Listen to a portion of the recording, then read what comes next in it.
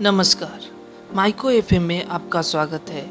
आज की कहानी है प्रेमचंद द्वारा लिखी हुई ईदगाह। रमजान के पूरे 30 रोजों के बाद ईद आई है।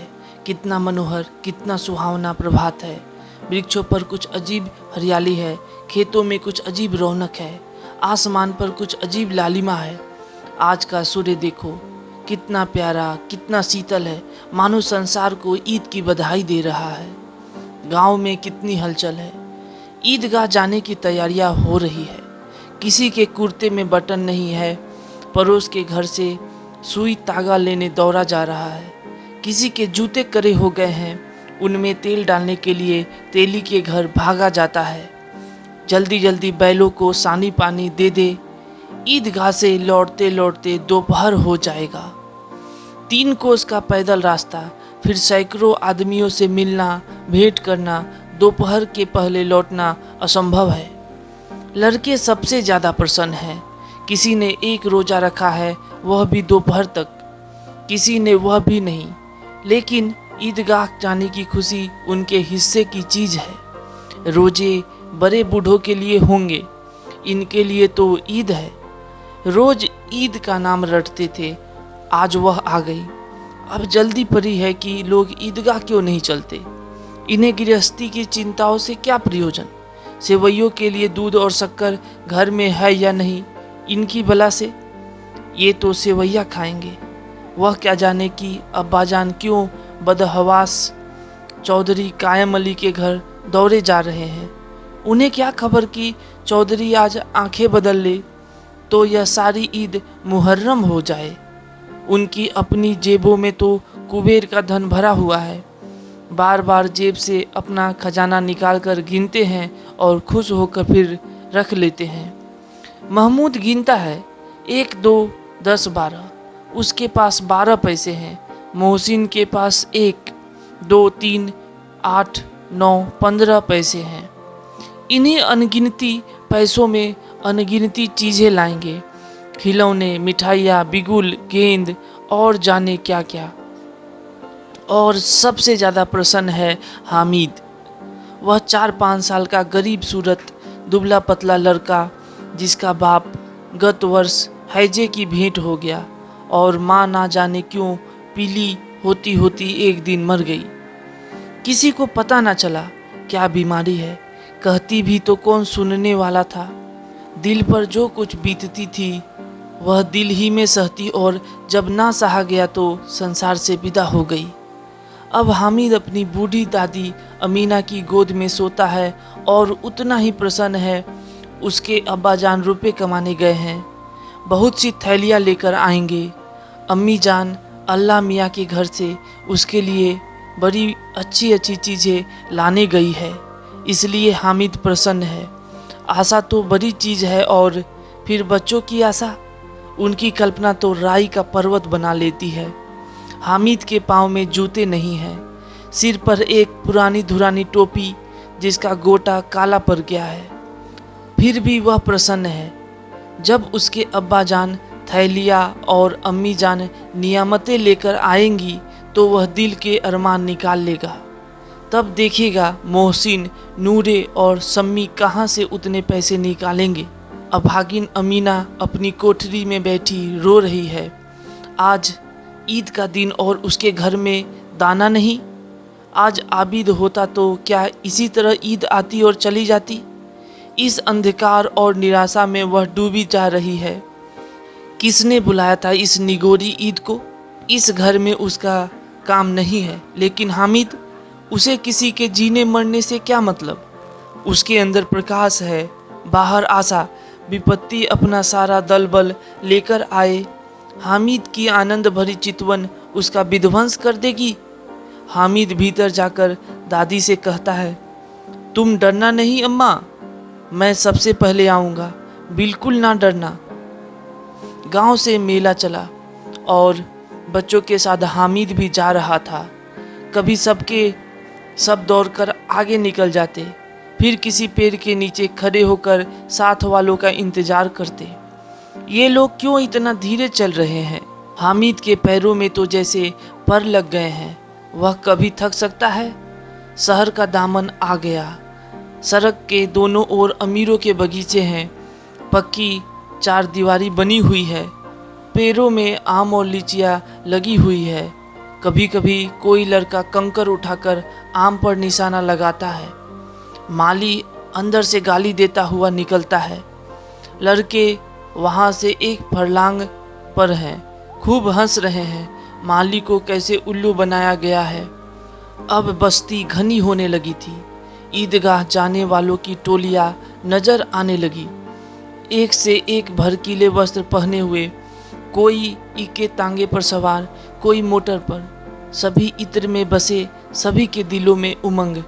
ग्रामीणों का वह छोटा सा दल अपनी विपन्नता से बेखबर, संतोष और धैर्य में मगन चला जा रहा था। बच्चों के लिए नगर की सभी चीज़ें अनोखी थी। जिस चीज़ की ओर ताकते ताकते ही रह जाते, और पीछे से बार बार हॉर्न की आवाज़ होने पर भी ना चेतते। हामिद तो मोटर के नीचे जाते जाते बचा। सहसा ईदगाह नजर आया। ऊपर इमली के घने वृक्षों की छाया है, नीचे पक्का फर्श है जिस पर जाजिम बिछा हुआ है, और रोजेदारों की पंक्तियां एक के पीछे एक ना जाने कहां तक चली गई है, पक्की जगह के नीचे तक, जहां जाजिम भी नहीं है।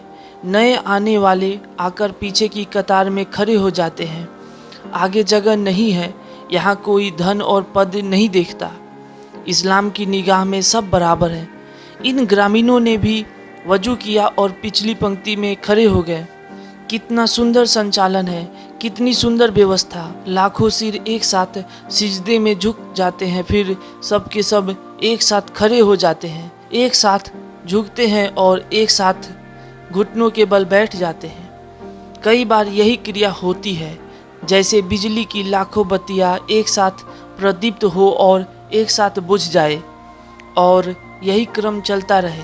कितना अपूर्व दृश्य था, जिसकी सामूहिक क्रियाएं, विस्तार और अनंतता हृदय की श्रद्धा, गर्व और आत्मानंद से भर देती थी। मानव भातृत्व का एक सूत्र इन समस्त आत्माओं को एक लड़ी में पिरोए हुए है। नमाज खत्म हो गई है, लोग आपस में गले मिल रहे हैं, तब मिठाई और खिलौने की दुकान पर धावा होता है। ग्रामीणों का वह दल इस विषय में बालकों से कम उत्साही नहीं है। यह देखो, हिंडोला है, 1 पैसा देकर जाओ। कभी आसमान पर जाते हुए मालूम होगे, कभी जमीन पर गिरते हुए। वह चरखी है, लकड़ी के हाथी घोड़े ऊंट छरों से लटके हुए हैं। 1 पैसा देकर बैठ जाओ और 25 चक्करों का मजा लो। महमूद और मोहसिन, नूरे और सम्मी इन घोड़ों और ऊंटों पर बैठते हैं। हामिद दूर खड़ा है, 3 ही पैसे तो उसके पास हैं। अपने कोष का 1/3 जरा सा चक्कर खाने के लिए वह नहीं दे सकता। खिलौनों के बाद मिठाइयाँ आती है। किसी ने रेवड़ियाँ ली हैं, किसी ने गुलाब जामुन, किसी ने सोहन हलवा। मज़े से खा रहे हैं। हामिद बिरादरी से पृथक है। अभागे के पास 3 पैसे हैं, क्यों नहीं कुछ लेकर खाता। ललचाई आंखों से सबकी ओर देखता है।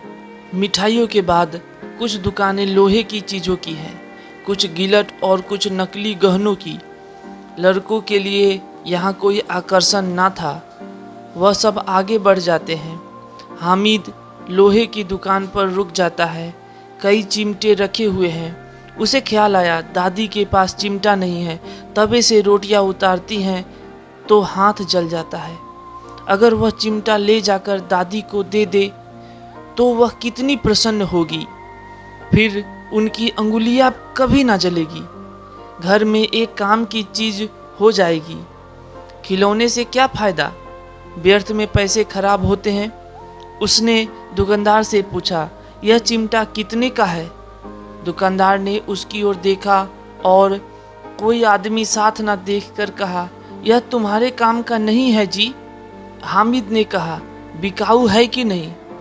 दुकानदार ने कहा, बिकाऊ क्यों नहीं है, यहाँ क्यों लाद लाए हैं। हामिद ने कहा, तो बताते क्यों नहीं कितने पैसे का है। दुकानदार ने कहा, 6 पैसे लगेंगे। हामिद का दिल बैठ गया। ठीक ठीक बताओ। ठीक ठाक 5 पैसे लगेंगे। लेना हो लो, नहीं तो चलते बनो। हामिद ने कलेजा मजबूत करके कहा, 3 पैसे लोगे? यह कहता हुआ वह आगे बढ़ गया कि दुकानदार की घुड़कियां न सुने, लेकिन दुकानदार ने घुड़कियां नहीं दी, बुलाकर चिमटा दे दिया। हामिद ने उसे इस तरह कंधे पर रखा मानो बंदूक है और शान से अकड़ता हुआ संगियों के पास आया। 11 बजे सारे गांव में हलचल मच गई। मेले वाले आ गए। मोहसिन की छोटी बहन ने दौड़कर भिश्ती उसके हाथ से छीन लिया और मारे खुशी के जो उछली तो मियाँ भिश्ती नीचे आ गए और सुरलोक सिधारे। इस पर भाई बहन में मारपीट हुई। दोनों खूब रोए।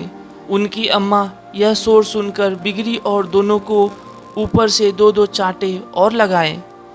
अब मियाँ हामिद का हाल सुनिए।